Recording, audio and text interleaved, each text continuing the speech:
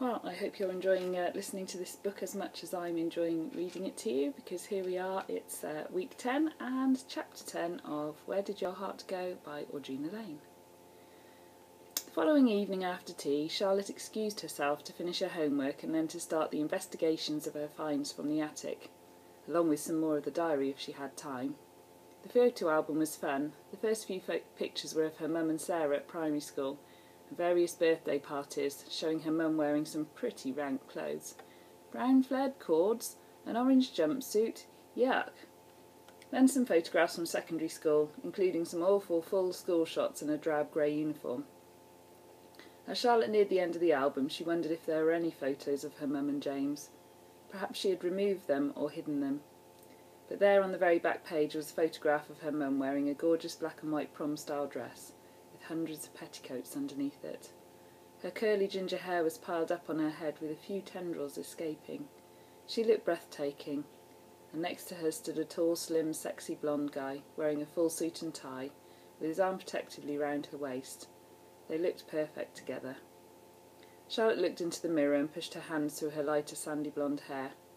Perhaps she should colour it red for a change. After all, it suited her mum back then, and it would be good to have a fresh start since her break-up with Craig. She wished that she had a photograph of herself with Craig, but she had pressed delete on her phone, and all those pictures had disappeared. Closing the album, she pushed it underneath her bed along with the letters. She reached for the diary and turned her iPod on low, so she started to read again. Monday the 8th of February, 1988. School is getting tough. The teachers seem to be piling us with so much coursework to finish.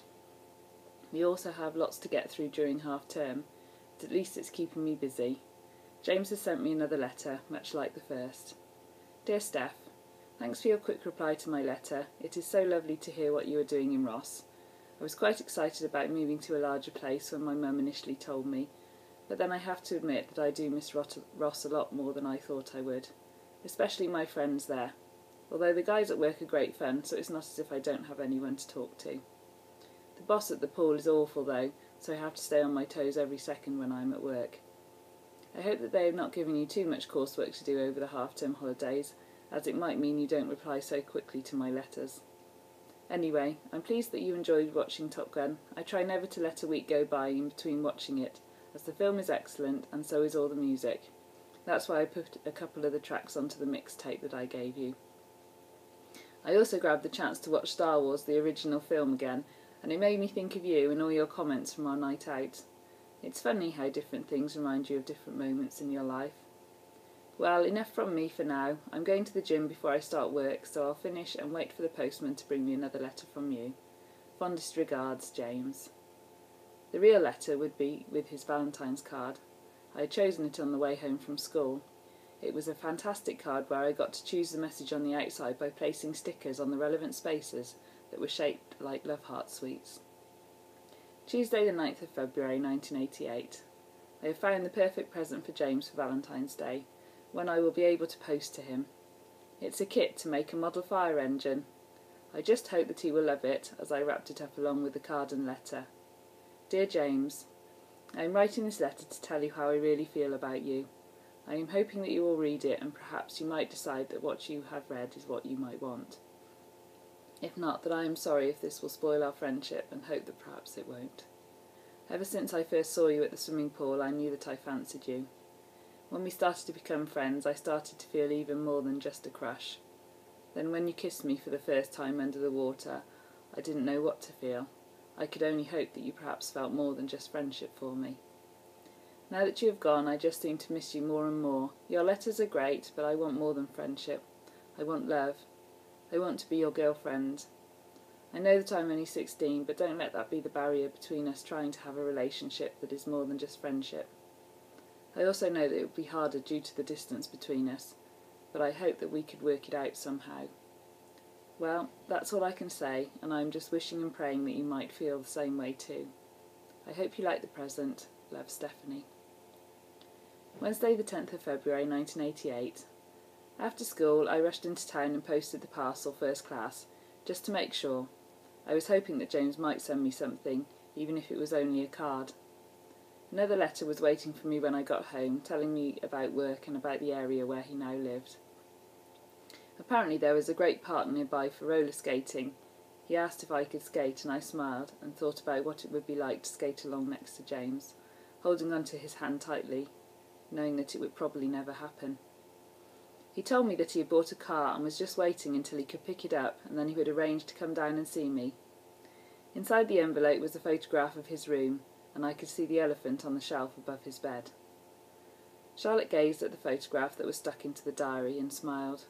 That must have made her mum happy, knowing that the cuddly toy had not been demoted to a cupboard. Thursday the 11th of February 1988. At school today, Sarah and I grabbed a quiet spot away from the others to eat our lunch. I showed her the last letter that James had sent me. "I've already posted the Valentine's card and present and letter," I said, between crisps. "Here's the card I bought for Chris," Sarah said, checking first before she pulled it out of her bag. I smiled as it said "Guess Who" on the front. "So what shall I write inside?" she asked me. "I think you should put something about him making a splash in your life, as it might make him think about the swimming pool." "Do you think it will?" "Well, you do want him to guess who sent it, don't you?" I said. She nodded as she wrote the message. "So should I post it to the video shop, or do you want to drop it off there?" "I think we should both drop it off on Saturday, either before or after we go swimming," I said. Saturday the 13th of February 1988. I woke up and was disappointed that I had not received a Valentine's card from James. Perhaps I was hoping for too much, or perhaps it was still in the post and I would just have to wait until Monday instead. Sarah tried her best to cheer me up, but not even a swim at the pool could lift my mood.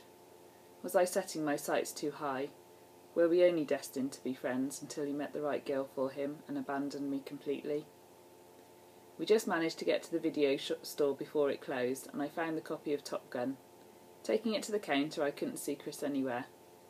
"I don't think Chris is here." "Well, what shall I do with the card then?" she asked.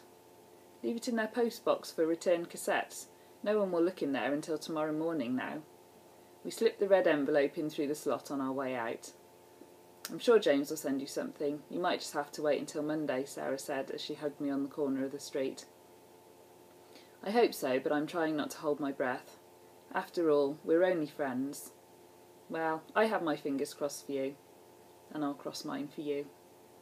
I sat in the lounge and watched Top Gun later that night, and tried not to cry when I watched the love scene. How I wanted that to be me and James. How I longed for him so much that my heart seemed to ache. In bed that night I put my stereo on low and played the mixtape, and cried in the darkness until sleep claimed me. Sunday the 14th of February 1988, Valentine's Day. I woke up and went down for breakfast and saw that my mum seemed to be acting slightly strange. Perhaps Dad had forgotten to give her a card. I went back upstairs to shower and then to tidy my room, and tried to forget about not receiving a Valentine's card. So I put my favourite Wham album on full blast and danced around the room.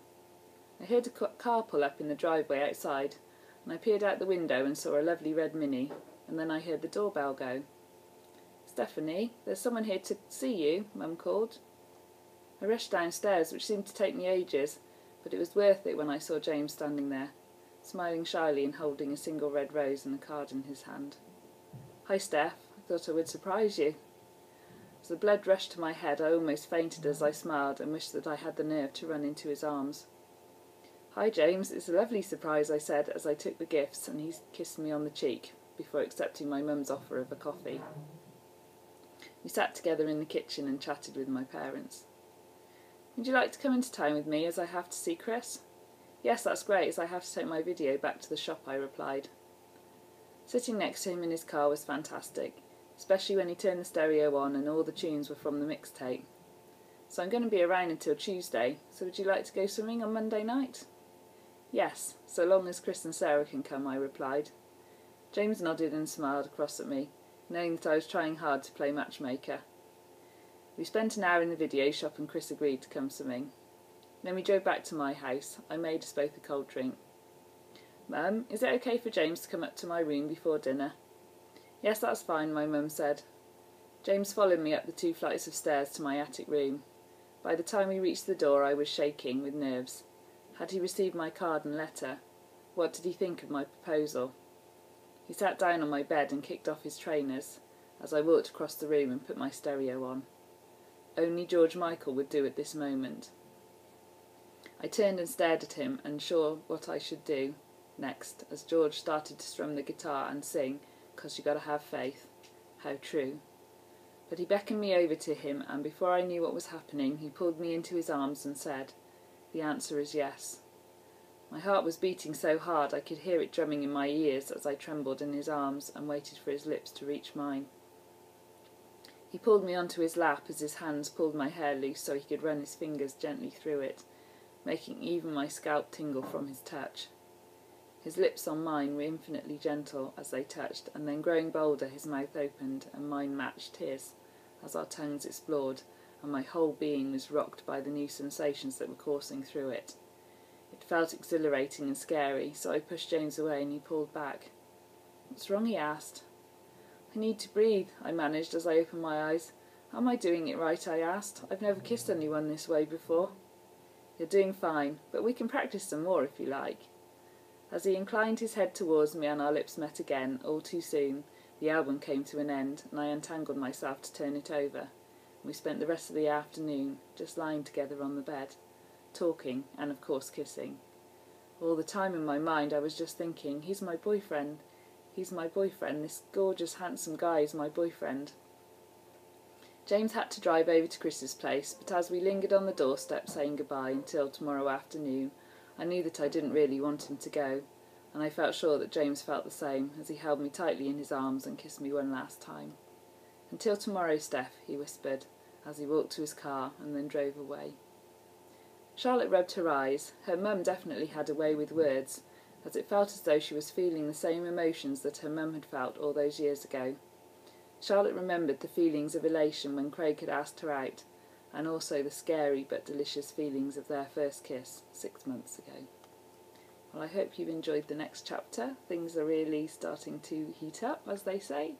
And don't forget, you can also now buy it on Amazon for Kindle if you want to read ahead. Anyway, if not, I will see you again next week. Bye-bye.